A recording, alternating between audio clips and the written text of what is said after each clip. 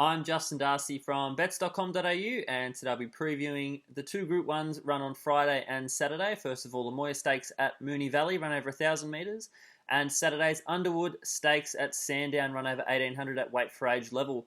But we'll kick off on Friday night at Moonee Valley, where we've got the Moir Stakes, 1,000 metres.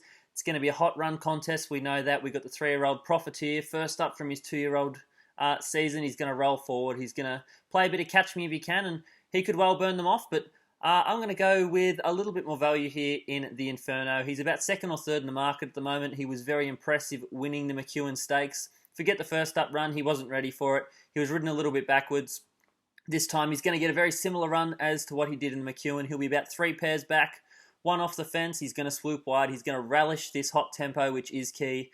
As long as they clap it on out in front, he's going to be the one charging down the outside, and he's going to have that little margin on those horses out the back, and he's probably got that turn of foot to catch those horses at the front, which is why I think he's the mapped horse to win this race. Of course, he has to match it with some better quality horses to what he faced last start, but there's obviously no knocking Portland Sky, September run, who he meets again here. He beat both of them fair and square last start, and I just can't see them turning the tables on him here. So the Inferno for me at around $5, I feel he's a really good bet in the Moir Stakes. My second selection is Profiteer. If there's a horse that's going to lead all the way, it's going to be him. Very classy 2-year-old. He now needs to bring it as a 3-year-old, and I know Roll the Dice Racing want to really get that Group 1 win as a 3-year-old and cement his spot as a stallion at stud come probably the end of this spring and hopefully the end of next season, come the end of this season, so we get to see him that little bit longer. But Profiteer in for second. He'll be up the front. He'll make his own luck, and it's just a matter of whether he can hold them all off late with 52 kilos. But he'll be hard to beat. He's around $3.80. I don't think he's quite a bet at that price, but I'm happy to save with him and back the Inferno to win. And my third selection I'm happy to have a little bet on as well, and that's Brooklyn Hustle. She's at double figures, $12. She's going to be the one that comes into this race fresh. She's trailed up impressively. She won 2 races last prep, including a massive win at Eagle Farm, storming down the outside. She's going to need to do a similar type of thing here where going to relish his hot tempo, come wide and really charge late. It's just a matter of is she going to be too far back to catch the likes of Profiteer in the Inferno, who are going to have that couple of extra lengths up their sleeve coming around the bend. But we know that she's an all-star mare and she does deserve a Group 1. So Brooklyn Hustle for me in for third, and fourth I'll be going with Trekking to fill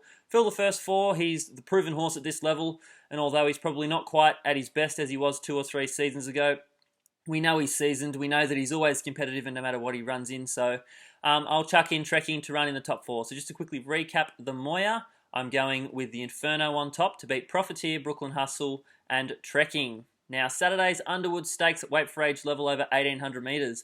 One word here, Zaki. He should just be winning. He's the Cox Plate favourite for a reason. His tramway win was dominant. He produced a rating last prep in the Doomben Cup that was just out of this world. It was a Winx type rating. He's better than these horses and he should just be going on and winning. Watch Craig Williams kick him to the front and he'll just storm away and prove too good. That's what we're all hoping and that's what we're expecting anyway at $1.30. But Zaki on top here to beat Probabeel. She's obviously the class mare of the field, even though it's only 5 horses. She's going to be competitive. She's a 3-time Group 1 winner. She was okay in a Rupert Clark. Bit of a messy preparation coming from 1,400 metres last start up to the 1,800 metres on the 1-week backup. Obviously, they just threw the nomination in, but she's likely to run in the top 3 here, and that's another Group 1 placing to add to her pedigree. And then my third selection, Superstorm. He won the Fian Stakes last start. Obviously, that was a little bit less of a quality race than what he meets here behind Probabeel and Zaki. But for my pocket, I hope he wins, and Zaki just has 0 luck. I had a futures bet on this horse at a nice double-figure price, but didn't expect Zaki and Probabeel to both be here. But hopefully he can get a little bit of luck, and maybe the other two have a little bit of have no luck, and he can come over the top of them and might prove just, I don't know, a little bit too good. But we'll just wait and see with him. Not expecting him to win, but it would be nice if he did. Superstorm in for third, and my fourth selection, the chosen one. Good in the Fian Stakes, expecting to improve over a little bit further. But for me, Zaki, he should just be winning this from Probabeel. Superstorm, fingers crossed, you never know. And fourth, the chosen one. Thank you all again for watching, and make sure you check out bets.com.au for all your latest racing news and racing tips. And I'll talk to you all again next week.